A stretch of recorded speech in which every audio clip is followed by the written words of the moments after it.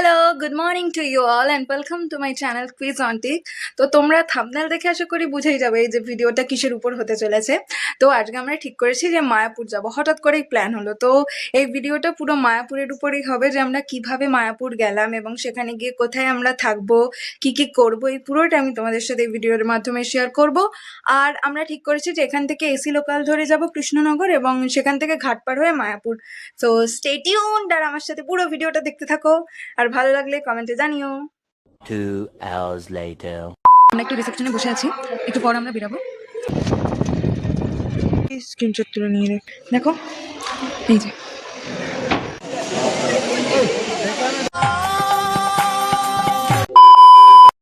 তো এই যে এখানে আমরা উঠে পড়েছি কৃষ্ণনগর এসি লোকালটায়। আর দেখতেই পাচ্ছ, আর ট্রেনটা কিন্তু প্রচণ্ড রকমের মেনটেন ট্রেন, মানে ঠিক টাইম মতো ছেড়েছে, ঠিক টাইম মতো এসে পৌঁছেছে। এবং ভিতর থেকে বাইরের দৃশ্যগুলো দেখলে না, এরকম পুরো কাচের জানলা মনে হবে যেন তুমি অনেকটা দূরে কোথাও জার্নি করছো, এবং খুব ভালো লাগে। বাট এই ট্রেনে কিন্তু আর একটা ব্যাপার, যেটা হচ্ছে প্রচুর টিটি ছিল, প্রচুর টিটি। সো তোমরা টিকিট কেটে অবভিয়াসলি উঠতে হবে, এবং যতজন থাকবে প্রপার ততজনেরই টিকিট লাগবে। তাছাড়া কিন্তু খুব খুব খুব সুন্দর এক্সপিরিয়েন্স ট্রেনটারও।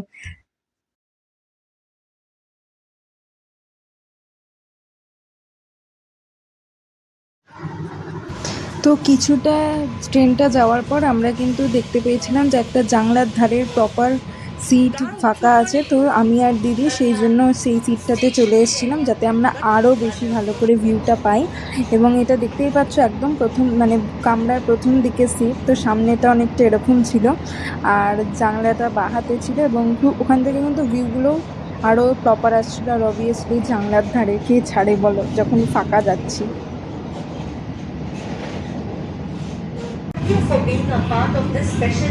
ভিডিওটা এখন পোস্ট করলেও আমরা মায়াপুর গেছিলাম কিন্তু জানুয়ারিতে, তাই জন্য দেখতেই পাচ্ছ আমি একদম হুডি ছুডি পরে মাথাটা চেপে আছি। সো এই দেখতে দেখতে আমরা এসে পৌঁছে গেছি কৃষ্ণনগর স্টেশনে। তো কৃষ্ণনগর স্টেশনে নেমে আমরা কিন্তু সেখানে একটু ব্রেকফাস্ট করে তারপরে আমরা অটো ধরে রওনা দিয়েছিলাম ঘাট পার হওয়ার জন্য। সো যেখান থেকে মানে ঘাটটা পের হয়ে আমাদেরকে মায়াপুরে পৌঁছাতে হবে। তো এই হলো, আমরা টোটোতে বা চেপে নিয়েছি, এবার আমরা যাচ্ছি ঘাটের দিকে। অনেকটা রাস্তা, কিন্তু স্টেশন থেকে ঘাটটাও অনেকটা দূরত্বের।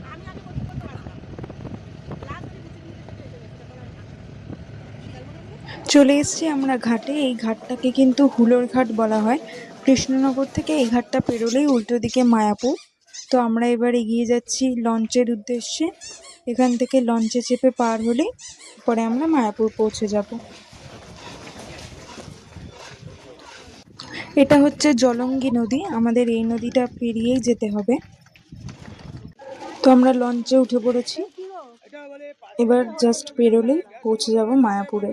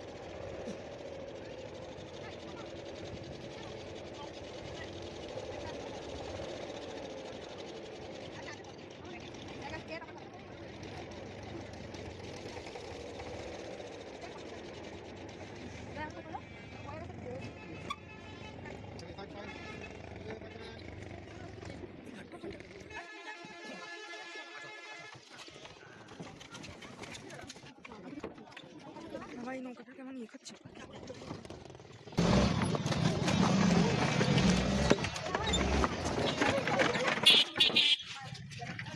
তো আমরা ঘাট পার হয়ে ঘাটের ওখান থেকে কিন্তু টোটো ধরে নিয়েছি, কারণ ঘাটের ওখান থেকে টোটো ধরেই মায়াপুরে মেন ইস্কনের মন্দিরের ওখানে পৌঁছাতে হয়।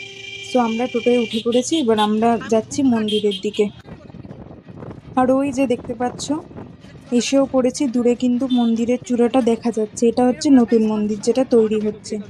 আমাদের সময়ও কিন্তু এই মন্দিরটাকে জাস্ট দর্শকের জন্য খুলে দেওয়া হয়েছিল, এখনো মন্দিরটা পুরোপুরি খুলে দেওয়া হয়নি।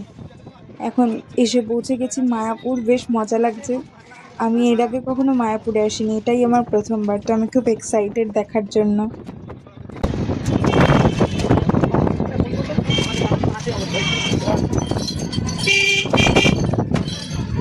হঠাৎ করে প্ল্যান হওয়ায় আমাদের কিন্তু থাকার জায়গাও ঠিক করা ছিল না। যেহেতু আমরা ঠিক করেছিলাম যে আমরা একটা দিন রাতে ওখানে স্টে করব, তাই আমাদের এখানে আসার পর থাকার জায়গা খুঁজতে হয়েছে। তো লাকিলি আমরা এখানে গদা ভবনে এক রুম পেয়েছি থাকার জন্য, তো আমরা এখানে গদা ভবনেই থাকবো। তো এটা হতো একদম মন্দিরের ভিতরেই, মানে মেন মন্দিরের ভিতরেই এই সমস্ত ভবনগুলো রয়েছে। তো আমরা থাকছি এই গদা ভবনে। তো আমরা খুব সুন্দর সাজানো, এবং এই ভবনগুলোর মধ্যেও কিন্তু নিজেদের আলাদা খাওয়ার ক্যান্টিনের ব্যবস্থা রয়েছে, দোকান রয়েছে, এবং তাছাড়া খাওয়ার দোকান ছাড়াও বিভিন্ন রকমের জামা কাপড় সমস্ত কিছুর দোকান রয়েছে এখানে।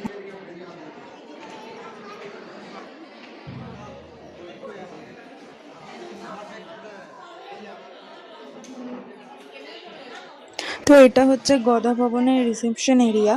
আমাদের যেহেতু আগে থেকে বুকিং ছিল না, তাই আমাদের এখানে একটু ওয়েট করতে হয়েছিল, দিয়ে আমরা রুম পেয়ে গেছিলাম। তো আমরা এখন বসে আছি গদা ভবনে, ওখানে রিসেপশনে রুম বুকিংয়ের কিছু কাজকর্ম হচ্ছে।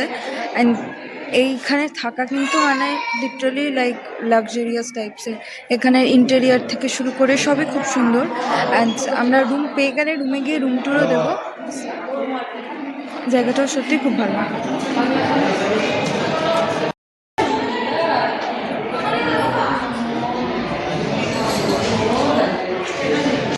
রিসেপশনে কিন্তু বেশ নয়েজ কোলাহল থাকলেও ভবনের ভিতরটা খুবই শান্ত।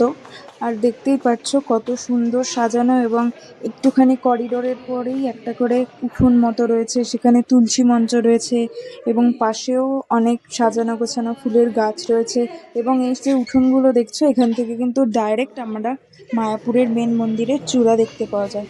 তো এখন আমরা যাচ্ছি আমাদের রুমের দিকে, এবং দুপাশে দেখে তো অসাধারণ সুন্দর, খুবই ফটোজেনিক ভবনটাও, আর খুবই সুন্দর, মানে মন ভরে যাবে এরকমই জায়গা।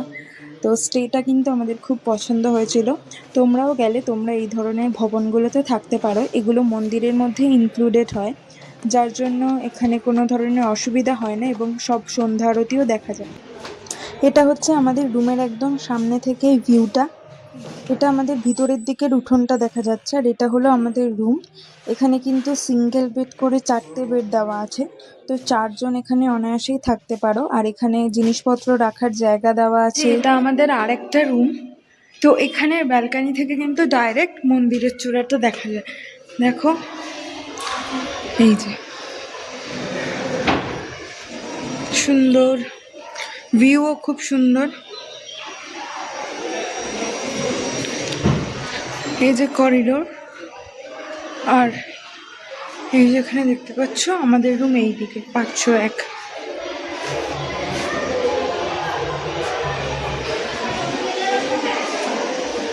এইটা হচ্ছে আমাদের রুম। তো এখন সন্ধ্যাবেলায় আমরা রেডি হয়ে গেছি, আমরা এখন যাব সন্ধ্যা আরতি দেখতে। তো আমরা একটু রিসেপশনে বসে আছি, একটু পর আমরা বেরাবো। এই যে ড্রেস।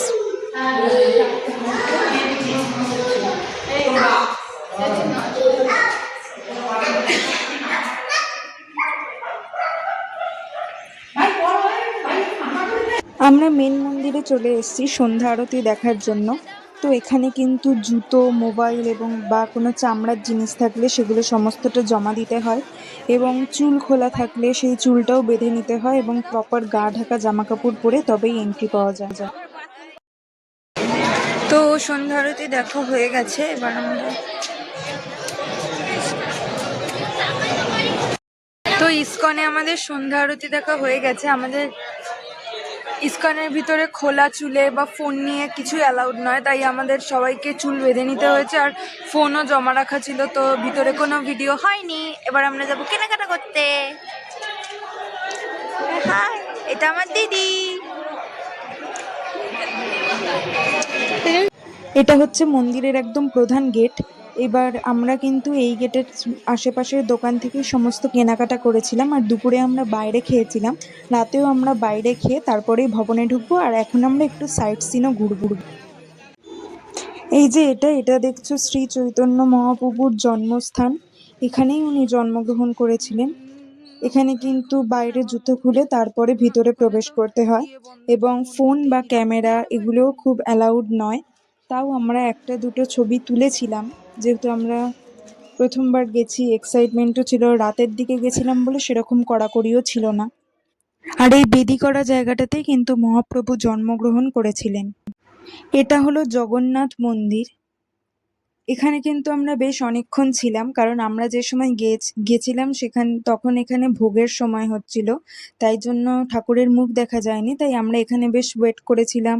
এখানে ভোগ দেওয়ার সময় যে কীর্তন হয় সেই কীর্তনটা শুনেছিলাম, আর বেশ কিছুক্ষণ অপেক্ষা করেছিলাম, কিন্তু বেশ ভাল লেগেছিল এখানে বসে থাকতে।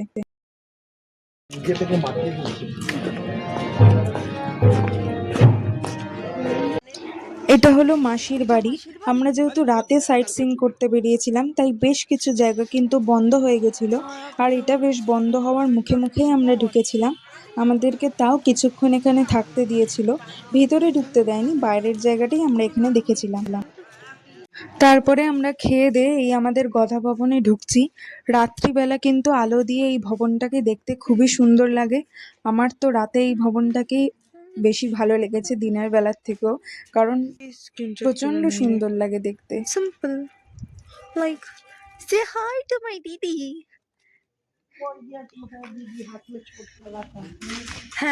পরের দিন সকালে উঠেই আমরা কিন্তু চলে এসেছি মেন মন্দির দর্শন করতে। এখানে টিকিট কেটে তারপরে একটা নির্দিষ্ট সময়ে মন্দির দেখার জন্য খুলে দেওয়া হয়, তখন ঢুকে মন্দিরটা দেখা যায়। তো আমরা তার আগে আশেপাশে ঘুরে দেখছিলাম। আর এই হলো মন্দিরের টিকিট। এইগুলো চারপাশে আরো ভবন আছে, দেখো আমরা যেমন গদা ভবনে থাকছি সেরকমই মন্দিরের আশেপাশে আরো ভবন এগুলো। আর এই মন্দিরটা কিন্তু বিশাল বড় তৈরি হচ্ছে। সব থেকে বড় মন্দিরও বলা যায়। মন্দিরের মাথার চূড়াটা কিন্তু সোনার চূড়া। তো আমাদের টিকিট কাটা হয়ে গেছিলো, কিন্তু গেট খোলেনি বলে আমরা একটু আশেপাশের জায়গাটা ঘুরে দেখছিলাম। এখানে কিন্তু আশেপাশেও আরো অনেক ছোট বড় মন্দির রয়েছে, এবং এখানে তো অনেক বিদেশিরা ছিলেন, এবং ঘুরতে বেশ ভালোই লাগছিল সকালবেলা। আর এই যে এটা দেখো, এটা হলো নরসিংহদেবের মন্দির। এখানে সন্ধ্যাবেলায় আরতি হয় খুব সুন্দর। দিয়ে আমরা লাইনে দাঁড়িয়েছি। এখন ঢোকার লাইনটা কিন্তু খুলে গেছে, তোমরা দেখতেই পাচ্ছ। এখন আমাদেরকে আস্তে আস্তে ভিতরে ঢুকতে দেওয়া হচ্ছে।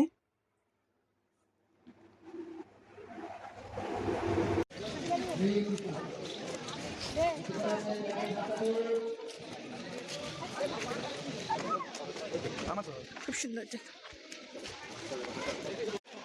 মাত্র 3 তলা বাড়ি করছে।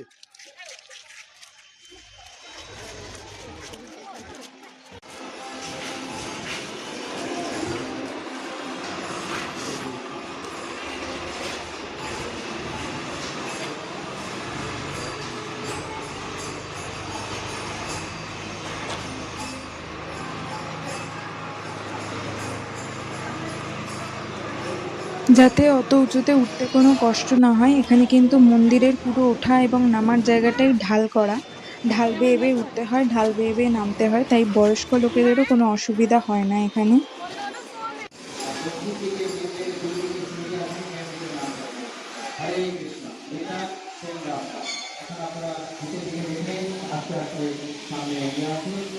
এই মন্দিরে যে এখনো কাজ চলছে সেটা বোঝাই যাচ্ছে, এবং চারপাশে কিন্তু কাজের নানা রকমের জিনিস ছড়িয়ে ছিটিয়ে আছে।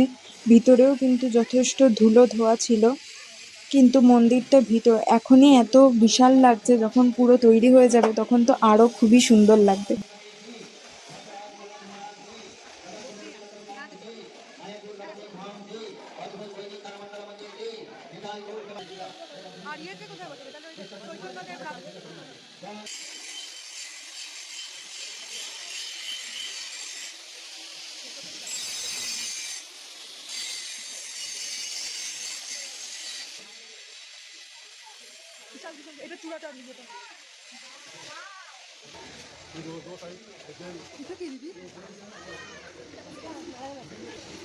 এখানে কিন্তু মন্দিরের উপরের এই জায়গাটা থেকে দূরে প্রভুপাদের মন্দিরের চূড়াটা দেখা যাচ্ছে এবং খুবই সুন্দর জায়গাটা, অনেকটা দূরের পুরো দৃশ্য দেখা যায়, খুবই ভালো লেগেছে আমার।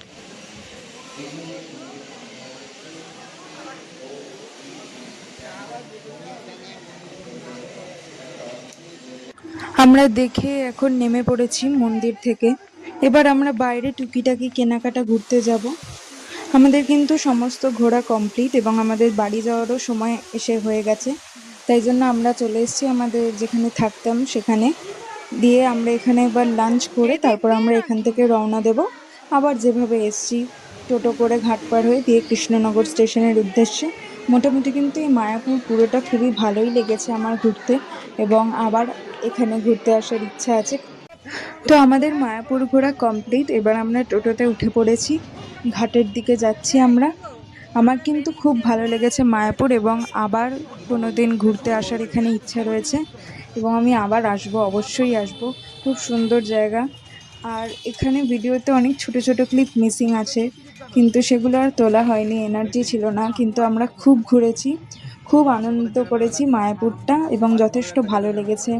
আবার অবশ্যই আসবো এখানে।